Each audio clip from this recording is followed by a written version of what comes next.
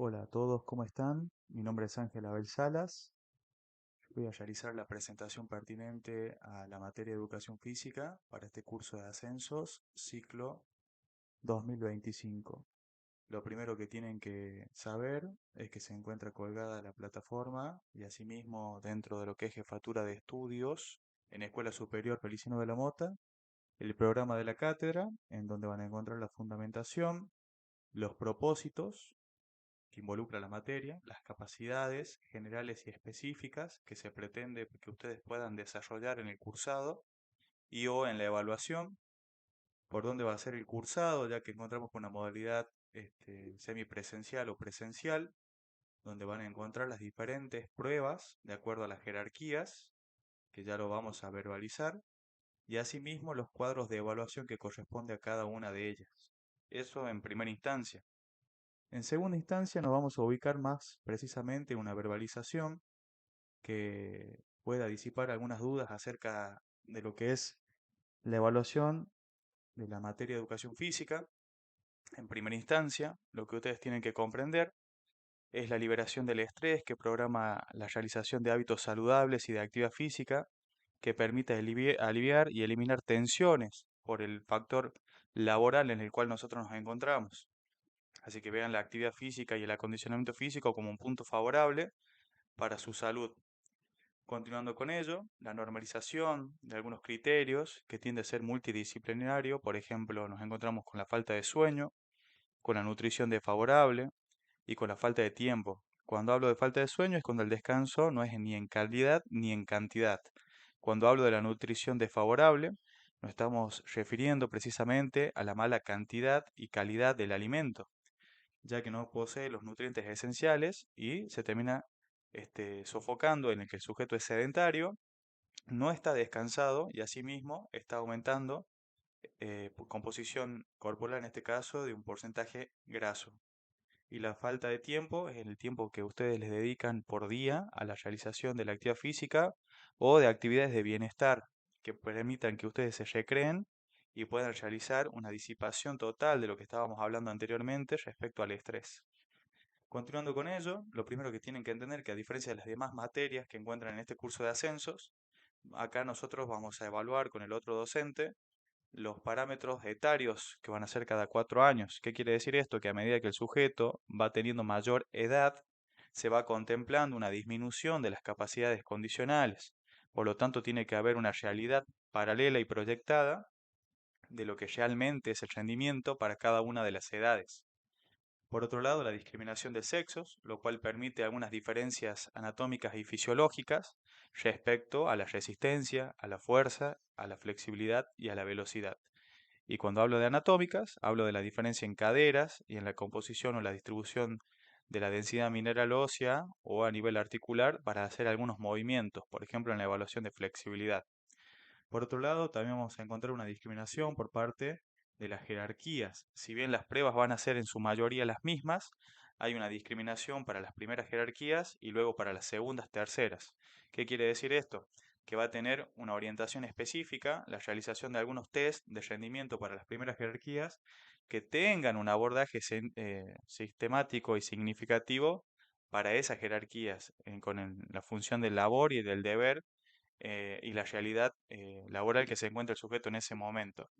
Respecto al espacio físico, nosotros no tenemos evaluación en aula. Como ustedes bien saben, siempre nos encontramos en espacios abiertos que nos permitan realizar test y evaluaciones específicas. Por lo tanto, nos encontraremos en un campo, una cancha o en una pista de atletismo. Continuando con ello, lo que se ubica en el cursado para aquellos que tengan la suerte de estar en modalidad presencial o semipresencial y para aquellos que realicen un entrenamiento paralelo al día de la evaluación de adaptaciones musculares en este caso, de aumento del fascículo, del corte transversal para el aumento del tejido muscular, fagocitar, aumento de glóbulos blancos que eliminen ciertos virus, bacterias y así también restos de unidades biológicas. Encontramos un aumento de las unidades motoras para las fibras musculares, esto va de la mano, aumento de glóbulos rojos a través del entrenamiento de resistencia en algunas de las categorías. Para hacerlo un poquito más gráfico a lo que estaba mencionando respecto a la fagocitación, acá encontramos el trabajo de uno de los glóbulos blancos, de uno de tantos, que permite la recolección no tan solo de virus y bacterias, sino también de unidades estructurales que han sido eliminadas. Por ejemplo, músculo que ha sido dañado a través del entrenamiento de fuerza. Bueno, los glóbulos blancos se encargan de contrarrestar la eliminación de estos miocitos. Y por otro lado, el sistema nervioso, con nuevas conexiones del sistema nervioso central, que permita que las neuronas puedan transmitir información y energía. Es muy coherente que ustedes puedan llegar a un equilibrio entre el estudio de contenido teórico, o procedimental o conceptual con la realización o práctica de actividad física que permita crear nuevos puentes en los axones. Por otro lado, nosotros no hacemos preguntas. En la materia de educación física evaluamos a través de un test, que es un instrumento de evaluación que nos permite obtener información, métodos doblemente indirectos, perdón, que significa que nosotros no tenemos un laboratorio de alto rendimiento, sino más bien usamos test que son en el campo, son en lugares abiertos, no permite grandes tecnologías ni incorporación de aparatos, simplemente con escalas de valoración nos permite dar información de quién, de sus capacidades condicionales. Cuando hablo de capacidades condicionales son las que ya mencioné oportunamente, referido a lo que es fuerza, resistencia, velocidad y flexibilidad. Las unidades de medida, en el caso de fuerza, serán repeticiones. La unidad de medida en resistencia serán los metros o el tiempo. La unidad de medida en flexibilidad serán los centímetros. Eso para que tenga alguna relevancia de lo que estamos evaluando. Y esos datos significativos nos permiten obtener o correlacionar una valoración numérica. Sea mucho o sea poco lo que el sujeto haga en esas unidades de medida en la evaluación correspondiente a cada una de las capacidades, va a permitir entender qué nota va a tener el sujeto, habiendo contemplado la edad, el sexo y la jerarquía como lo mencioné en la introducción. Acá encontramos las pruebas para que ustedes entiendan. Vamos a tener una diferencia por jerarquías, por lo tanto van a ser siempre 6 evaluaciones este año, pero lo que vamos a encontrar es una diferencia técnica, por ejemplo en abdomen, sin embargo el tiempo es una constante y va a ser siempre de 1 minuto. La fuerza de brazos es una sola, pero la diferencia va a ser técnica respecto a sujetos masculinos y femeninos. La constante va a ser de 1 minuto. El test de resistencia anaeróbica del burpees va a ser de 30 segundos, que es la constante, pero una diferencia técnica de las primeras jerarquías en relación a las segundas. El test de flexibilidad sit and reach es uno solo, ese no hay una discriminación ni técnica ni por jerarquías. El test de resistencia a la velocidad es uno solo, nos encontramos con el test de Matsudo de los 40 segundos. Y el test de potencia aeróbica, que en este caso van a ser los 1500 metros para las primeras jerarquías, y el test de la milla Cureton para las segundas terceras. Voy a explicar brevemente lo que consiste cada una de las evaluaciones. Vamos con la primera, que tiene que ver con la zona media, la zona del abdomen. La que es más compleja y que exige mayor coordinación va a ser el test de abdomen en B, en el cual la técnica corresponde a lo siguiente. Van a encontrar esta posición en la cual existe un plegado y una contracción abdominal, donde está la elevación tanto de miembros superiores como inferiores, y lo que a nosotros nos importa es contabilizar en el tiempo límite de 1 minuto la mayor cantidad de contracciones posibles. Observen bien que requiere coordinación y técnica para poder mantener el ritmo o el acompasado al momento de realizar las repeticiones, y eso es lo que se va a contabilizar. Sí exige gran demanda de fuerza y de que lo hayan practicado anteriormente. Sin embargo, en la segunda evaluación encontramos el test de abdomen mariposa también de tiempo límite de 1 minuto, en el cual el sujeto va a realizar esta técnica la mayor cantidad de repeticiones posibles. Sí se encuentra cierta facilidad, pero recuerden por favor que estamos hablando de cuerpos del ser humano, que somos mamíferos, y tenemos que tener en cuenta que la edad nos condiciona para realizar este tipo de cosas. Respecto a la teoría o aspectos conceptuales que pueden ser relevantes, nosotros encontramos que los ángulos biomecánicos para el trabajo de abdomen representan dos variables. Primero, la elevación del tren superior, es decir, de los omóplatos hacia arriba, y la elevación del tren inferior, es decir, de la cadera hacia arriba. Ambas producen en las fibras musculares a través del sistema nervioso tetanización. ¿Qué quiere decir? Reclutamiento de las fibras musculares para realizar estos gestos. Lo que tiene de interesante este tipo de abdominal, estoy hablando del abdomen en B, es que va a realizar una tetanización doble, tanto de miembros superiores, porque existe una elevación por parte de los brazos desde omóplatos, y de los miembros inferiores, que va a ser con elevación de las piernas. Recuerde que van a estar extendidas y no en este caso como lo muestra el gráfico. Por otro lado, nosotros tenemos los músculos abdominales que se engloban en cuatro principales, van a estar reclutados absolutamente todos.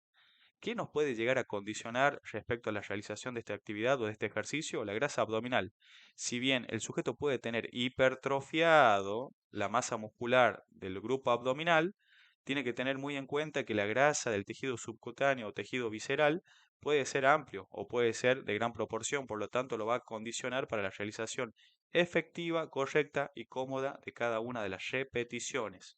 Por lo cual mi recomendación es la práctica programada y metodológica para realizar cada una de los ejercicios que le corresponde a su jerarquía y a su edad. Vamos con la segunda, que esto ya lo conocen, es un movimiento natural. Estoy hablando del test de flexiones de brazo en suelo, en el cual el peso corporal está distribuido en cuatro puntos de apoyo. Y a mí lo que me interesa es que por parte de miembros superiores exista una flexión de 90 grados por parte de los codos, en el cual va a ser la fase descendente, y luego de ello la fase ascendente, que es la extensión total. La separación de las manos es más allá de ancho de hombros y la posición es recta, que esté alineado el eje de la cintura escapular con el de la cadera y el de los tobillos. Para que tengan idea, los masculinos. En el caso de las señoritas, esa Y base de uno, sustentación, que es la que yo mencionaba anteriormente, va a dos, ser disminuida. ¿Por qué? Porque vamos a tener una consideración de que el peso corporal de esta señorita no se encuentra con gran amplitud. Sin embargo, el apoyo de las rodillas y el de las manos representa un porcentaje del total del peso corporal. Habiendo mencionado eso, los errores más comunes que podemos encontrar es la mala posición de los hombros en la realización de las repeticiones o del apoyo de las manos, la posición de los codos en segunda instancia y la posición de la cadera. Esto representa variables que tienden a modificar la realización del gesto y puede ser perjudicial si se hace en gran cantidad. Por otro lado, los músculos principales que se encuentran en la realización de las flexiones de brazo, sin importar si es con apoyo de rodillas o en apoyo normal, son los músculos del hombro, del pectoral mayor y del tríceps. Lo que nosotros vamos a tener en cuenta es que el porcentaje del peso corporal, digamos que una persona de 100 kilos, para dar un número redondo, en la realización normal de las flexiones de brazos está soportando un 64% del peso corporal. A medida que va realizando cambios en la posición de los apoyos, en este caso donde los pies están por sobre el apoyo de las manos, va a representar una elevación mayor. Y de este caso, cambiando y siendo más elevado, aún así la posición de los apoyos de las piernas o de los pies va a ser mayor. Por lo tanto, va apareciéndose más a una vertical y va permitiendo que el trabajo de fuerza sea cada vez mayor. Y lo opuesto, es decir, que las manos se encuentren por arriba en relación al apoyo de los pies, va a producir un porcentaje menor. En este caso, nosotros nos vamos a basar con el primer criterio, la primera posición, de forma metodológica, y lo que va a ser la variable que nos condiciona absolutamente a todos los seres que tenemos masa en el planeta Tierra es la fuerza de gravedad, que eso nos condiciona que cada repetición va a terminar involucrando que la fatiga se vaya acumulando. Respecto a la tercera evaluación, tenemos en primera instancia para las primeras jerarquías el test de resistencia anaeróbica que va a ser el burpees. Eso para que lo tengan idea, que trasciende en una transición o corresponde a una transición del cambio de posición del cuerpo desde una posición vertical a una posición horizontal de reposo recostado que permita aliviar la carga y la frecuencia de la potencia, porque luego voy a realizar un movimiento veloz y potente para efectuar un salto. Nosotros tenemos que tener en cuenta de que el tiempo límite de esta evaluación y como del test de Sproul es de 30 segundos. Por lo tanto, la coordinación y la pérdida de tiempo no puede darse de forma negativa, tiene que ser efectivo, claro y simple. Siempre recuerden eso porque la posición es natural del cuerpo y trasciende que los pasos de apoyo, los puntos de apoyo van a ir moviéndose de atrás hacia adelante y hacia arriba constantemente. Por otro lado, para las últimas jerarquías vamos a encontrar el test de Sproul. La única variable con la cual cambio la técnica es que el sujeto no se va a recostar como lo estaba realizando la señorita. Sigue manteniendo una posición como de flexiones de brazo en postura de extendido y sin embargo va a involucrar un salto continuamente, obviamente proyectado hacia arriba. Continuando con esto, vamos a ver el test de flexibilidad, que esto ya lo deben conocer. Este es el test de flexibilidad de sit and reach, o sea, sentar y alcanzar, que también puede conocerse como el test de Wells y Dillon. Básicamente lo que nosotros vamos a corresponder es que el sujeto apoye la planta de pies en el borde lateral del cajón o de la superficie a evaluar, Como instrumento de evaluación vamos a tener una cinta métrica, un cajón medidor, la extensión por parte de la rodilla de la cadera, correctamente alineado la postura, y luego de ello con las manos superpuestas va a ir acercándose el sujeto hacia adelante hasta tener contacto o con la cinta métrica en su máxima extensión o la movilidad de las pestañas del cajón medidor. Eso depende de qué instrumento estemos utilizando, pero lo que importa es la variable o la diferencia que existe entre la planta de los pies con la llegada de los dedos mayores por parte de las manos. Continuando con esto, encontramos el test de los 1500 metros, que se puede realizar, lo preferible y lo más óptimo es en pista, dependeremos del espacio físico que tengamos a disposición, pero lo que ustedes pueden entender es que la voz de mando va a ser a sus marcas, listos, y el silbato. En caso de pista, vamos a tener la realización de 4 vueltas al momento que ustedes realicen, perdón, 3 vueltas al momento que ustedes realicen, más 300 metros. Cada vez que pase el sujeto por delante mío, me va a decir su número o su apellido. Yo voy a ir contabilizando y cantando los tiempos a medida que van recorriendo, y así mismo voy contabilizando las vueltas. Cuando le diga la última, es decir, que han efectuado las 3 vueltas, le va a quedar los 300 metros, que es donde se encuentra el cono que está demarcado acá. Ahí terminaría la evaluación y nosotros anotaríamos el tiempo. Ya tengo las vueltas, me faltan los metros, anotaría acá. Es decir, que el test empieza aquí y termina acá. Es importante que tengan en cuenta que los diámetros juegan en contra o a favor, de acuerdo a cómo ustedes los utilicen, en la realización de estas pruebas, más que todo en pista. Habiendo dicho eso, nosotros vamos a encontrar que este test en particular, y en diferencia con el test de Cooper, que quizás ustedes estén más acostumbrados, es un test que se encuentra en zona intermedia alta. ¿Qué quiere decir? Que vamos a medir zonas o umbrales ventilatorios que se encuentran entre BT1 y BT2. ¿Por qué tenemos que medir eso? Porque la realidad es que el sujeto, si es resistente para medir 1500 metros en 6, 7, 8 minutos, es tremendamente efectivo para realizar a menor resistencia o menor velocidad unas pruebas más largas, que en este caso es el test de Cooper. ¿Qué es lo que medimos acá? El VO2, que es el consumo de oxígeno. A nivel celular o molecular, mejor dicho, ustedes ingresan a través de los alvéolos con la respiración una cierta cantidad de oxígeno, que es la que necesita el organismo para poder realizar las actividades. Sea en menor o mayor intensidad o en menor o mayor distancia, ustedes van a tener presencia de oxígeno. No puede no haber presencia de oxígeno. No será el sistema energético principal, pero estará acompañando al otro.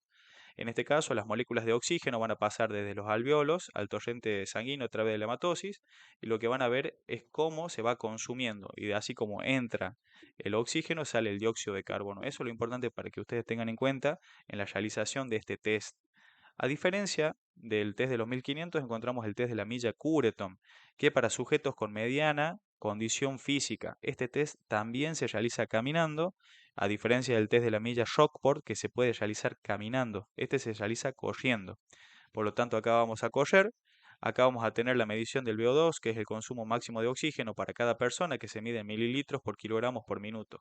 ¿Por qué mililitros? Porque son mililitros de oxígeno que se ven acá por cada kilo del peso, por cada minuto que esté realizando esa intensidad o esa actividad. Lo que a nosotros nos importa es que acá el sujeto va a realizar una distancia de 1609 metros, es decir, 4 vueltas completas con el mismo criterio de evaluación mencionado en los 1500 y la diferencia de los 9 metros, es decir, que el sujeto va a salir acá y va a terminar aquí donde se encuentra el cono. Y para poder realizar esta evaluación, es decir, la nota y poder contemplarla, nosotros vamos a tener en cuenta la fórmula del test de la milla Cureton, que es el tiempo al cuadrado, la edad, el sexo y el índice de masa corporal. Con estos datos nosotros lo pasamos a una fórmula en Excel y podemos obtener los mililitros por kilogramo por minuto del sujeto, y por lo tanto nos va a predecir la nota del sujeto. En este caso, nosotros nos guiamos con el test, la escala de medición del VO2 de Pollock del año 78, en el cual discrimina sexos. Van a ver superior hombres, inferior mujeres, y asimismo van a encontrar las mediciones en mililitros por kilogramo por minuto de acuerdo a las edades de los sujetos. Es bastante simple en realidad. Por otro lado, el test de velocidad de Matsudo de los 40 segundos también corresponde a una línea de salida en la cual el sujeto se va a encontrar atrás, en lo posible con un sujeto que sea de su mismo sexo y su misma edad. A la voz de a sus marcas, listos y silbato, va a salir a la mayor velocidad posible, mientras se contabilizan los 40 segundos. Encontramos una recta, una curva, y por el otro lado van a encontrar una serie de conos. No puse las distancias porque son diferentes para cada sexo y para cada edad, pero suponiendo que estos sean 250 metros y el sujeto ha llegado a atravesar todos los conos antes de que el profesor que estaba en la línea de salida toque el silbato para cumplimentar los 40 segundos, el sujeto está aprobado. Si el sujeto ha llegado a pasar hasta el penúltimo cono y tocó el silbato del docente y no llegó a pasar el último, es un 9. Y el mismo criterio para un 8, un 7 y así sucesivamente. Básicamente la importancia radica en que entre mayor cantidad de conos sobrepase, mayor va a ser la puntuación en esta evaluación. Por último, para que tenga un ejemplo de cómo es la planilla o el acta de evaluación, yo me puse como ejemplo, digamos que para mi edad y mi sexo, y por lo tanto también mi jerarquía, tenía que realizar 40 repeticiones para alcanzar el 10 en la fuerza abdominal. Como hice las 40, equivale a un 10.